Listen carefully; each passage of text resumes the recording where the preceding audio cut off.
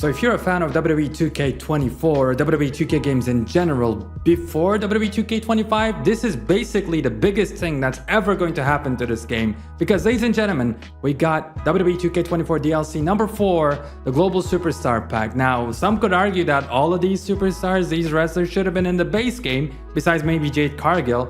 But yeah, we got Carlito, Dragon Lee, Jade Cargill, Kairi Sane, Lyra Valkyria, Lyra, however you pronounce her name, I don't think I'll ever get it right, McCool, and Nia Jax, and we also have the entrance videos for most of these ladies, and for Carlito as well. I'm gonna react to those in a second. But before I do, you know how I told you that this is gonna be the biggest thing? Because look at number 5. Now I love the VP, Lex Luger, and Great Muta especially because I love the Shining Wizard. The Iron Sheik is an absolute legend, and Mr. Perfect, I mean, the name speaks for itself, but it's not the hugest DLC pack, right? It's not something that if you were bored of WWE 2K24 already, you're not suddenly gonna come back saying like, oh my god, I can't wait to play as DDP, because we've done it before anyways. I'm sure they're gonna have cool models and everything like that. But yeah, besides CM Punk, the entire year, I think most of us was looking DLC pack number 4, and it's finally out, and it actually has some controversy as well, and we'll get to it when we get to it. But let's start reacting to those entrance videos. I guess we'll start out with the main event. I say it's the main event, but she was really the first one to be revealed. We got Jade Cargill's entrance right here, and I've seen this one already, but it looks pretty good. I'm not sure about the model, but I understand when they took Jade Cargill as reference, right? So I understand the hair being a little different, being a little older, I guess. But visuals wise, the effects, the visual effects, the theme song that I'm gonna have to speak over, otherwise I will get copyrighted. I do thoroughly apologize for that. It's just, you know, the way YouTube works. But look at the jacket, look at the attire, look at everything. The hair physics, it ain't perfect, especially when we're talking about WWE 2K24 or just wrestling games in general, or maybe in games in general. You know, hair physics are not perfect, but I give this model and the whole presentation like 8, 9 out of 10. And if we got like a pretty good detailed moveset like we got with CM Punk, that man literally had 3 different corner Shining Wizard animations. If you get something to that level with Jade Cargill, I mean, again, I'm only speaking for Miss Cargill here. It's a 10 out of 10. For me, it is. I mean, it's exactly what I expected, exactly what I wanted. I'm sure it's exactly what you guys wanted as well. But yeah, Jade Cargill looks absolutely amazing. Let's see how the others look. Here is one of my favorite women's wrestlers of all time, Michelle freaking McCool. Once she made her return at which Royal Rumble that it was, I seriously don't remember. But it was just like a couple of years ago.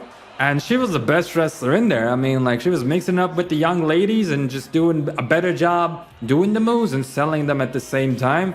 I was thoroughly impressed. I do wish that she was, you know, maybe a couple of years younger, so that we could see at least like a Trish Stratus type of run where she is there for a couple of months doing a feud with Becky Lynch. By the way, where's Becky Lynch? You know, that's a whole other question. But Michelle McCool, love the attire. We got the classic theme song, of course. The face looks good. I mean, the hair with all the details is pretty cool as well. I do assume this is her latest attire from that Royal Rumble appearance that I was talking about. So no problems with Michelle McCool as well. I am really curious about the movesets though, and we're gonna get to see him soon enough. And I did show you guys this, but I also want to tell you, September 18th is the release date for this Global Superstars pack. And then we gotta wait for November 13th to get our last DLC pack.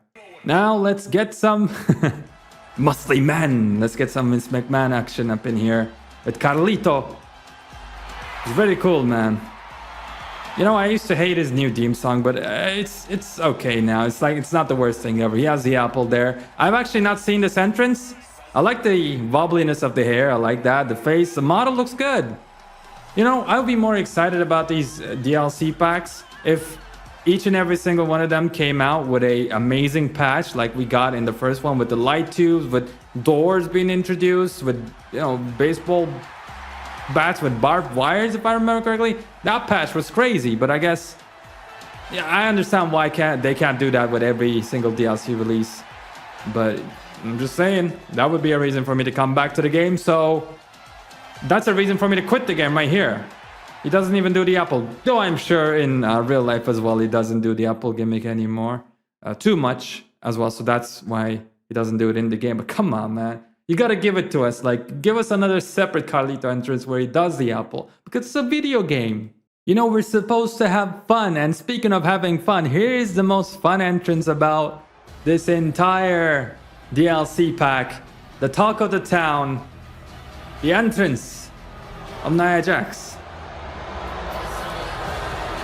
Now, take this in. Well, you don't even have to take it in. It'd be tough to take this one anyways. What I'm trying to say here is, if you played the WWE 2K games in the past few years like I did, you will notice that this is the exact same animation that Nia Jax had for her entrance. I don't know for how many years, but she's DLC. Her model looks better. New hair, you know, new face, new everything. No problem with the model, but the entrance motion is the exact same. I don't know which side you're on, but my side is, yeah, she does this exact same entrance on television. So I'm actually not pissed about it, right? I don't mind too much. It would be cool since this is DLC. So, you know, like maybe do the same exact entrance, but record a new animation just because people are paying for it. I could totally understand that viewpoint.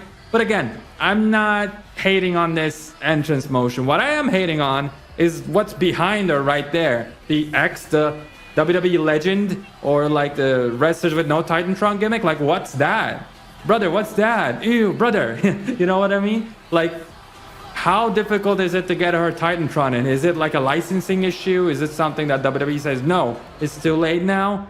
I don't know, but like at least make her something basic that just says Nia Jax if we're not gonna do a different Titantron. Like, that's really baffling. But we still have more than a week actually until this DLC comes out. So maybe that Titantron shtick right there, that will be fixed. But yeah, that's like one thing that I'm definitely against. Everything else, like I said, I like the model, and I'm not in love with the whole entrance ordeal, but I can understand it. You get what I mean? But tell me what you think down in the comments as we move on to the next entrance.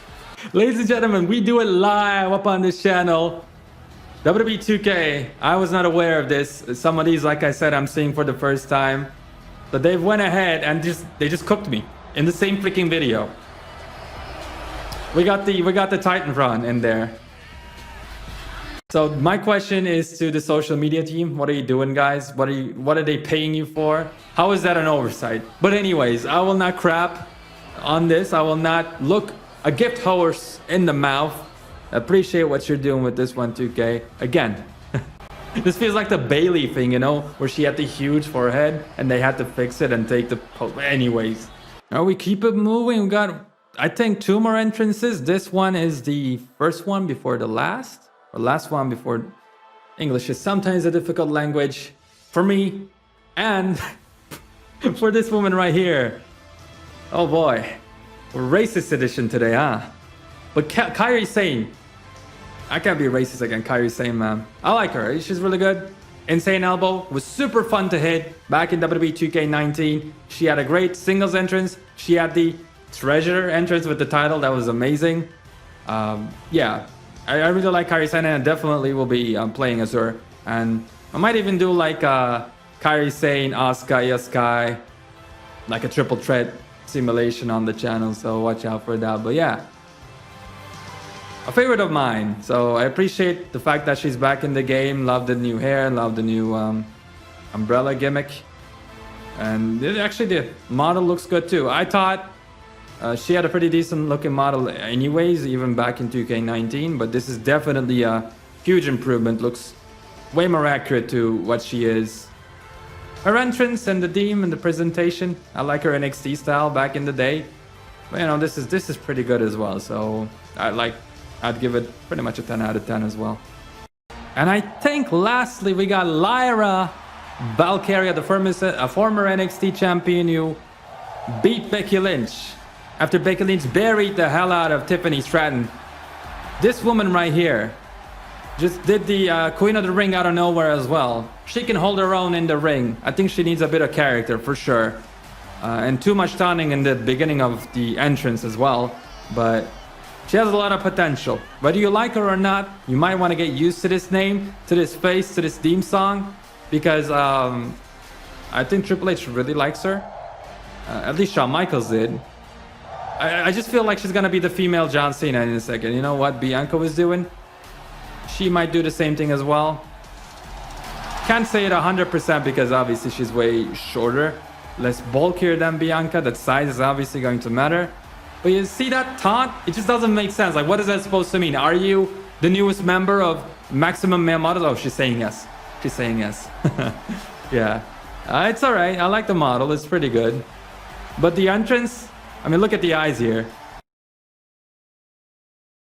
Cocaine is a hell of a drug. Continuing on.